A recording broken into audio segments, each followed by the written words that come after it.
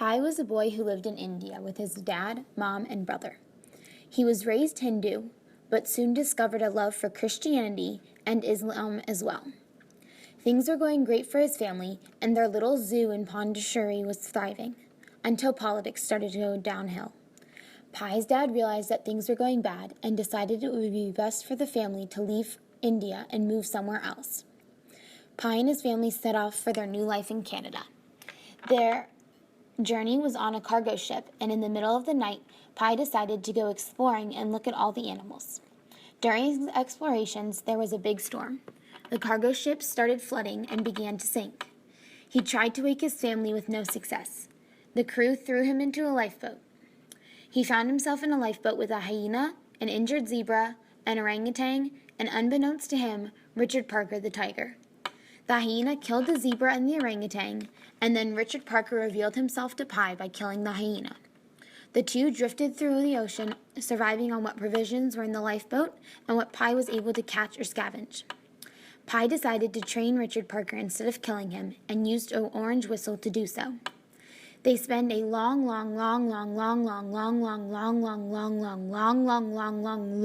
time at sea, and Pi has a temporary bout of blindness. During this time, Pi meets another blind man, and the two talk about food. Because what better thing to talk about when you're starving and lonely and helpless and have been in the ocean for forever? The blind man decides that Pi would make a great meal and tries to kill him. But Richard Parker wins and kills the blind man before he kills Pi. The two continue on their journey, and they happen along an island. The island is Algae Island, and Pi discovers that the vegetation is edible. Pi has a great feast on all his vegetation, but ends up making himself sick from eating too much. Pi lets Richard Parker loose to explore the island and calls him back at night using the whistle. When Pi goes exploring the island, he finds a plethora of meerkats. This means that Richard Parker has been eaten real good.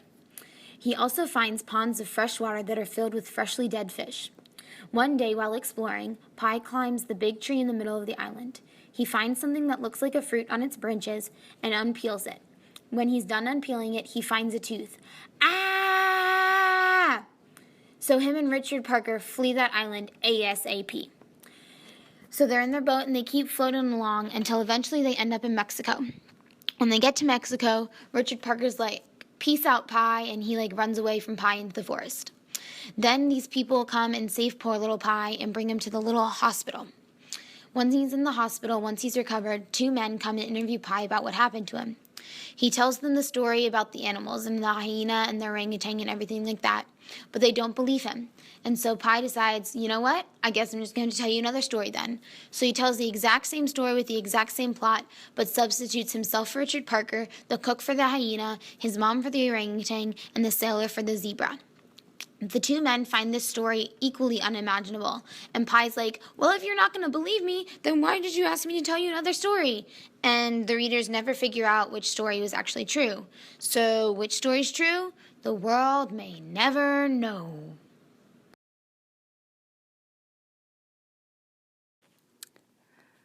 Symbols in life of Pi are very prevalent. The first and most prominent symbol in the title, the symbol pi, is very important in that life is but a circle. The reader is always thirsty for a sense of completion, whether it is satisfying a goodbye to his family or Richard Parker. The story is comprised of 100 chapters in order to effectively wrap up his story. Pi as a character is also represented by the circle symbol, as Pi's persona as an irrational person whose thoughts, beliefs, knowledge, and ability to love will never end. The sea and the sun represent harsh realities of real life and scrutinizing your faith. These were the triumphs that Pi had to overcome. Algae Island represents religion as a whole, because although that it's impossibly hard to believe and you can't really believe in it due to facts, it was still there to keep Pi going on his journey, just like religion. Trees are another symbol that represents something to do with religion. They represent the priests, the leaders, the rabbis, the imams, and etc. The next symbol that's very important is the meerkats, who represent followers of religion. The last symbol that was of importance in Life of Pi was Pi's lifeboat, which represented his faith, because his faith was also what was keeping him alive and what was helping him through the battle with him and Richard Parker. If it wasn't for his faith or the lifeboat, he wouldn't be where he was. Now let's look at some of the themes in Life of Pi. The first theme is that strength stems from rising to challenges. Many people are astonished by the time and the challenges that Pi faced on his journey. The only way that he survived is because he continued to rise to the challenges and find ways to adapt. Additionally, the fictional author was only able to find the spark of life through being told his other books were not as great, causing him to rise to challenges. The second theme is that storytelling gives people the power to believe as well as the power to deceive. Storytelling is the ultimate power because it eliminates truth and only allows what is being told and believed to be true. I felt lied to when I realized that this entire book was really fiction, but the meaning and themes did not fade with the truth. The third theme is that mental health is just as important as physical health to a person's well-being. Pi's physical health was obviously lacking, but his mental health was able to pick up the slack and make him go on his journey. His disassociation with internal entertainment allowed him to survive. The fourth theme is that religion does not have to be real as long as it is real to its believers. The question of whether religion is point-blank real or not seems to matter less after reading Life of Pi. The true matter is whether it means something to the believer, and if they can gain something from believing in whatever entity they believe in. No one believed that Pi could believe in multiple religions at once, but he gained things from all three that propelled him into survival.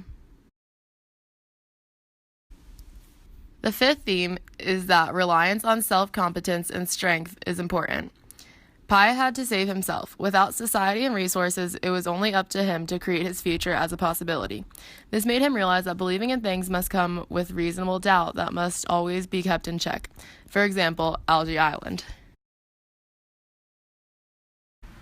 Anthropomorphism is an important tool that Jan Martel uses in the making of Life of Pi. Anthropomorphism is the attribution of human characteristics or behavior to a god, animal, or object. Anthropomorphism in the Life of Pi is used in Pi's description of animals, in Pi's description of his environment, and in Pi's comparisons to the animals to the people in his actual life. The behavior of the animals on the lifeboat is anthropomorphized when Pi describes them in human-like qualities, and their expressions being sad or mournful as if they were humans. Pi gives human-like qualities to the objects around him as well. For example, he describes the ship as if it were a human, saying that it did not care. The most obvious example of anthropomorphism in Life of Pi is when he compares the animals on the lifeboat, Richard Parker, Orange Juice, the hyena, and the zebra, to people, and most specifically to the people in his life. The most profound effect of anthropomorphism in Life of Pi is that it paints a better picture of the story for the reader, and it is more descriptive.